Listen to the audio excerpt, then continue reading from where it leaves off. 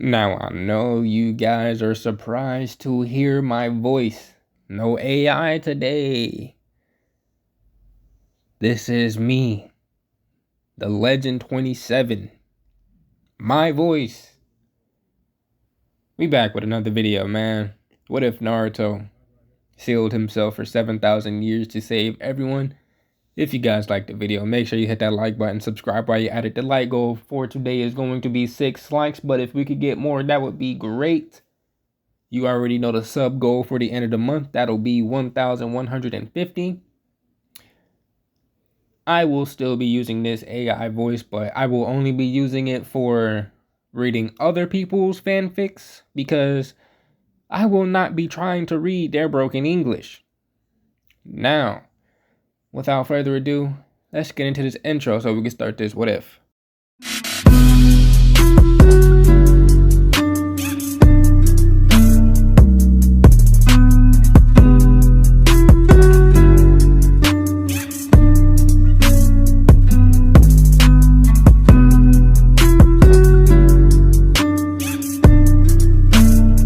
The large wooden doors creaked open under Naruto's push, the sound echoing through the mountains like the groan of something ancient walking from a long slumber. The doors parted slowly, revealing the interior of the temple, vast, cool, and unexpectedly majestic. Azula stepped in first, her eyes narrowing with quiet awe. The stone wall stretched high above, supported by arched wooden beams that had held firm despite the temple's age. Pillars lined the grand hall, etched with carvings of dragons and swirling energy symbols foreign to her. Shafts of golden light streamed through circular skylights in the high ceiling, cutting through dust motes like quiet spotlights on an abandoned stage. June followed, arms crossed, her sharp gaze scanning every corner. "Well," she muttered, "this place doesn't look like it's about to collapse. That's a plus."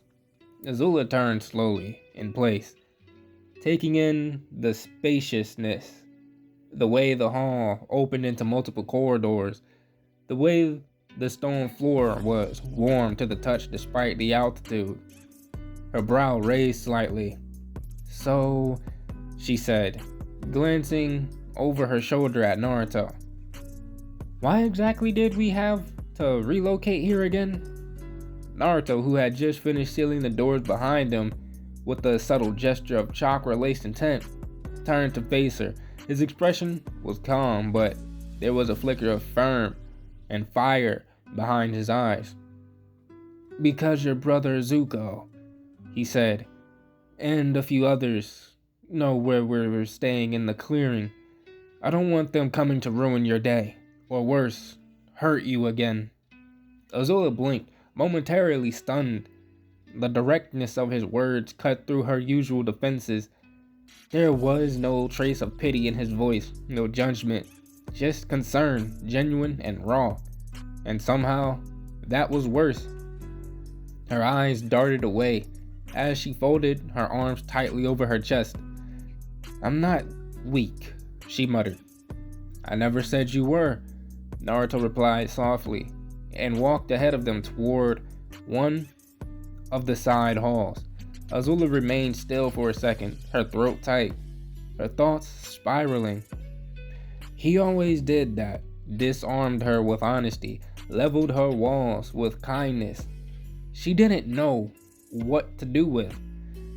June, of course, didn't miss a beat.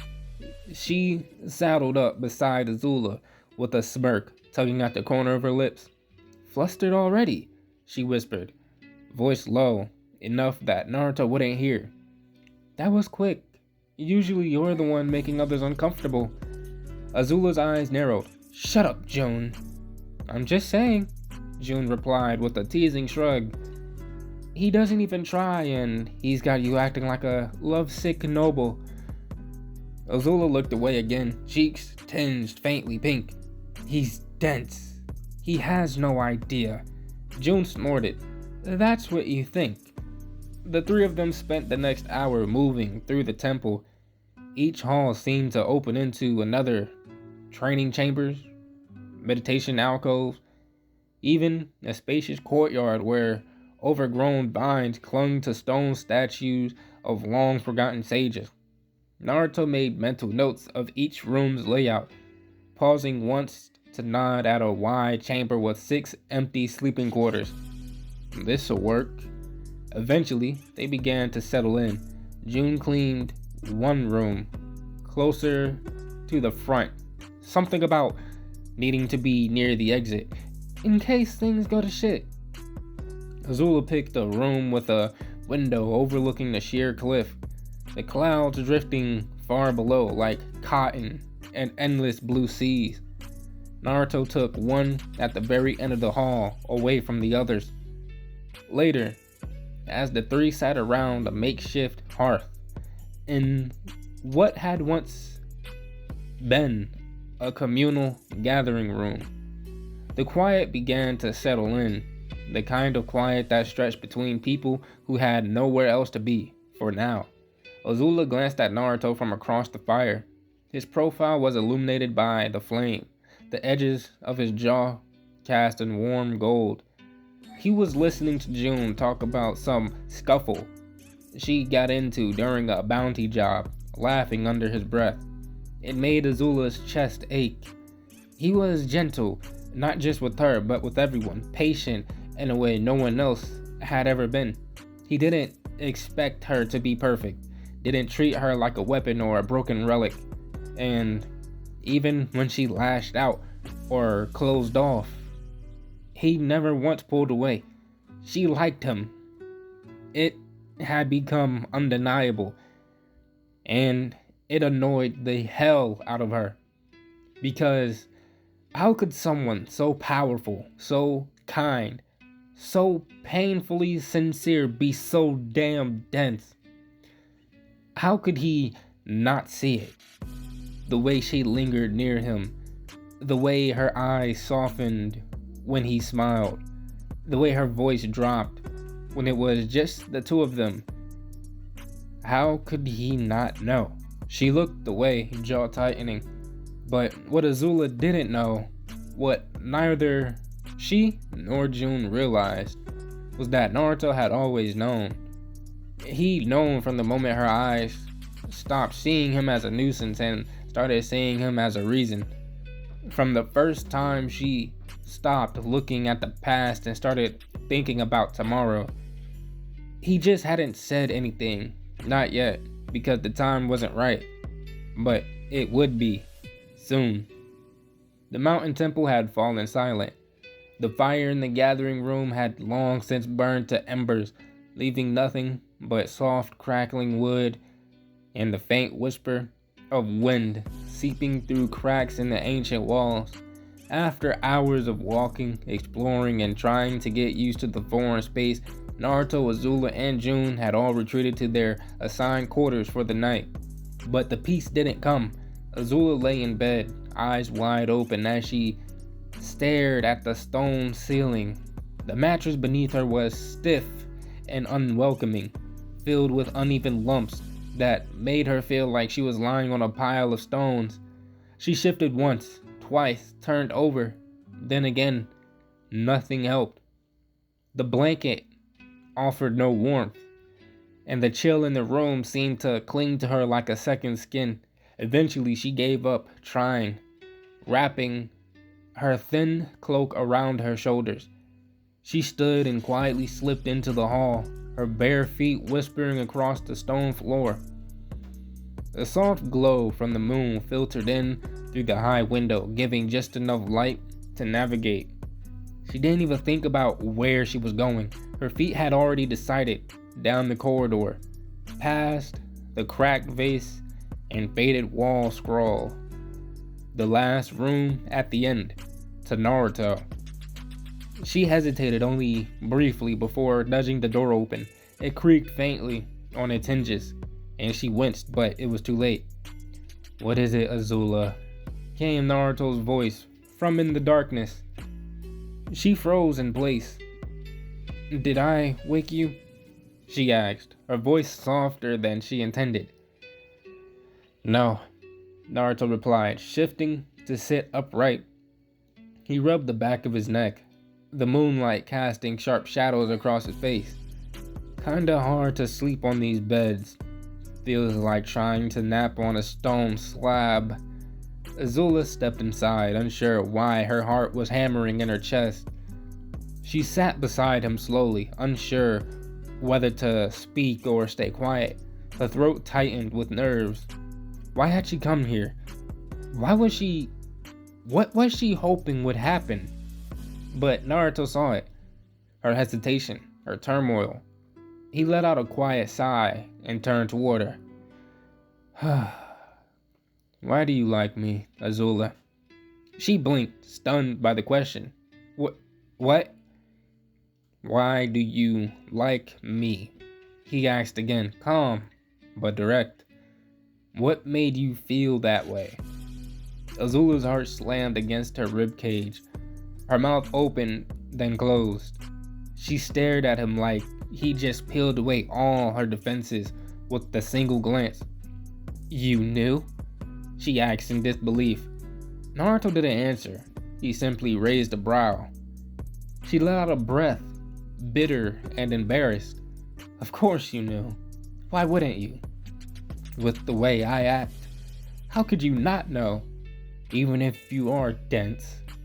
There was no venom in her words, only frustration. Frustration with herself, with him, with how long she'd been carrying this weight. I like you because, she began, voice quieter now, more unsure. Because you never looked down on me. You pulled me out of that icy prison. You gave me shelter when no one else would. You didn't flinch when you saw the damage, when I was broken, dangerous. You stayed. Naruto was silent, listening. You protected me. You saw something in me that others didn't. You risked your life, your own safety, more than once, just to keep me out of harm's way. You're kind, gentle with everyone, but when you fight, you make the power of the Avatar look like a child's toy. Her voice wavered. How could I not fall for that? A small smile tugged at Naruto's lips.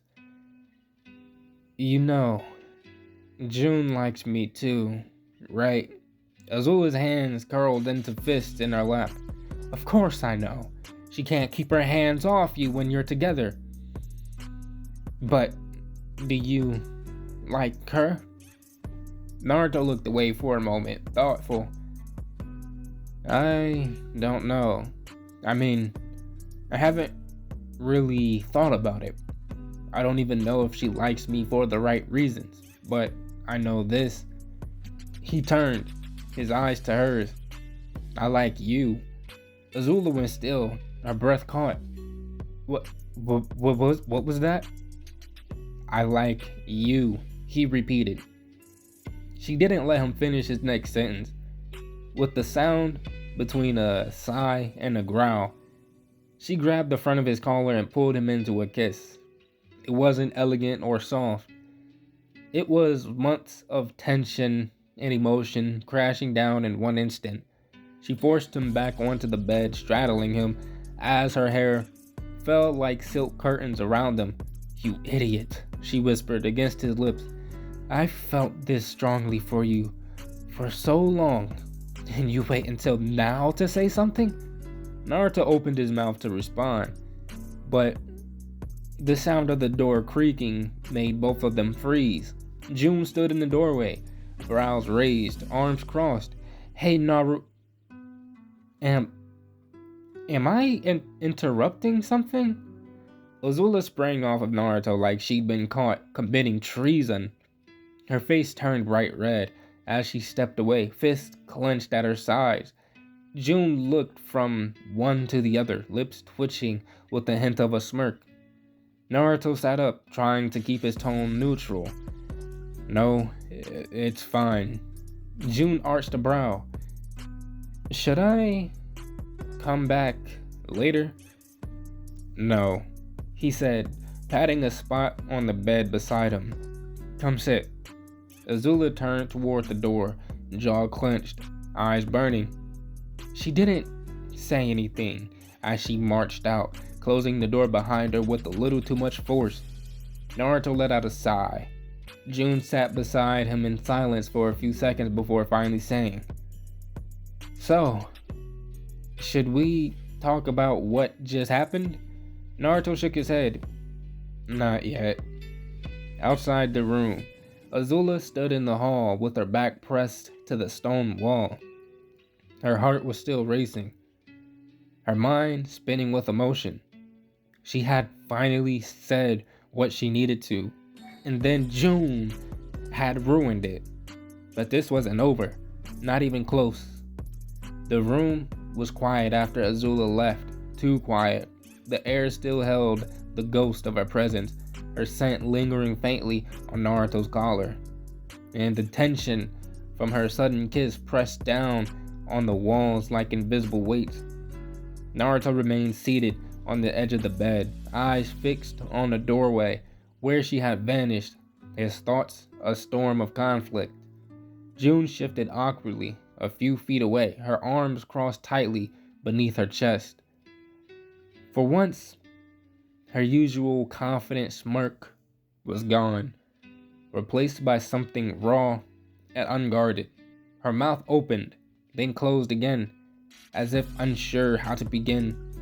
Finally, she spoke, her voice low and uncertain. "Look, I know that you may not like me," June said, her words falling heavy in the silence. "But I was serious when I told you that I like you." Naruto turned to her, eyebrows knitting slightly, but he said nothing. "It's not just because of your body, or how hot you are," she added quickly, almost defensively. "It's because you're nice. I mean, hell, when I tried to rob you that night at the bar, you had every reason to end me right then and there. Most would've." Naruto cracked the faintest smile at the memory, but it faded just as quickly. "And then the next day, I tracked you down, and you just let me stay with you. You didn't know me. You didn't owe me anything, but you helped me anyway. You're the first person to show me kindness without trying to get something in return." Her voice quivered slightly. "Not many people like that exist in this world, Naruto." There was a pause. Naruto could hear it then, a tremble in her breath, just for a moment. June's tough, sarcastic exterior cracked. Her hand went up to her cheek and wiped something away, a tear. She turned away quickly, hiding it as best she could.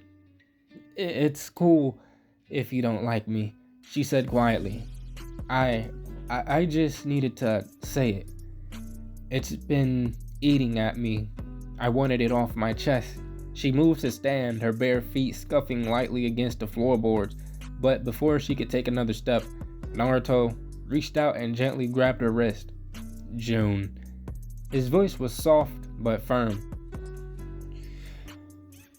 "I'm not the type of person to just discard how someone feels. It's just, you and Azula both told me how you feel in the same night. I need time to think, to process it all." June swallowed, the muscles in her jaw clenching briefly before she nodded. "Yeah, I get it." She slowly pulled her arm from his grip and walked out of the room without another word, closing the door behind her with a faint click. Alone once again, Naruto leaned back on the bed, staring at the ceiling as his mind whirled. He didn't ask for this. He hadn't wanted to hurt either of them, but here he was, at the center of something fragile and possibly destructive. The next morning, the silence between them was deafening. Azula sat across from Naruto at the worn wooden table in the temple's dusty common room, idly stirring her tea. Her golden eyes flickered toward him occasionally, then dropped back down. The faintest tinge of pink warmed her cheeks every time their gaze met for more than a second. June sat nearby on a floor cushion, sharpening one of her blades in complete silence. Her usual biting sarcasm was nowhere to be found, replaced by a quiet focus and an occasional glance toward Naruto's way, quick, hidden, but filled with meaning. Naruto sat between them, stone-faced, sipping his tea as if the weight of the two hearts weren't pressing on his shoulders. No one spoke. Not about last night, not about what was said, and certainly not about what was felt. Meanwhile, far from the mountain temple, the sun rose over the Fire Nation capital, its crimson rays bathing the palace in molten gold. In the war chamber, Fire Lord Zuko stood at the center of a stone floor adorned with the emblem of fire. His arms folded behind his back, his face was drawn tight with resolve. "She's alive," he said to the circle of armored firebenders around him. "Azula's alive, and she's with him." He turned slowly, eyeing each shoulder. "Your mission is to apprehend Naruto Uzumaki. Kill him if you must. But I want Azula alive. She is to be brought back and placed in the capital prison under maximum security." "But, my lord," one officer spoke cautiously, "are we certain this information is accurate? The information said they were hiding in a mansion near Ba Sing Se." "That's where you'll go," Zuko snapped. "Burn the place to the ground if you have to. If they're gone, then we'll flush them out. I won't let my sister fall back into chaos again." He clenched his fist, not out of hatred, but guilt. A deep, gnawing guilt that he couldn't confess to anyone. He had failed her once. He wouldn't let it happen again, even if it meant hunting her down like a criminal. But guys, I'm going to end it off right here. If you guys enjoyed the video, make sure you hit that like button, subscribe while you're at it. But without further ado, I am out, and I will see you guys in the next video. Stay blessed, you all.